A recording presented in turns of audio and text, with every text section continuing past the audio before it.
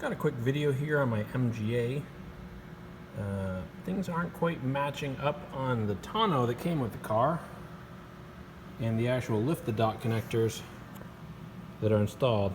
I just put it on and it's cold, so that's why it's stretched out as bad as it is. But the car on the front has one lift the dot connector here that doesn't match up with the tonneau, and then, well, I'll come back to this. It's got two. Again, another connector here that doesn't have a pin. Three.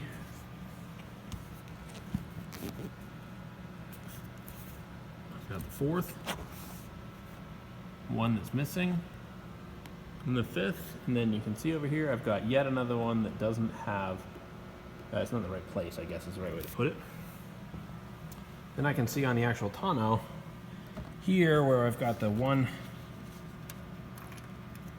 bit here, it needs to be tightened down, it looks like. And then I've got this one is in the front in a different spot, and then I've got them all across the door, yet nothing on the car. Now I don't know if the prior owner left them off after paint, or if my tonneau doesn't match up to the car, or both. I've also here, I don't have the piece that should go through and then rotate 90 degrees to hold it in place. It's just simply not there on the car. Now I believe this is for the actual hood. If I remember correctly, it's been a number of months since I had to put it up. And of course they come around the back for the hood.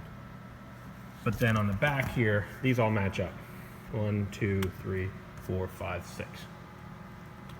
And then on the far side there, they match this. So the tonneau doesn't match the car, and I'm trying to figure out whether what I have on the car is right and I need to get a different tonneau, or if I should be adding and subtracting bits and pieces from the car.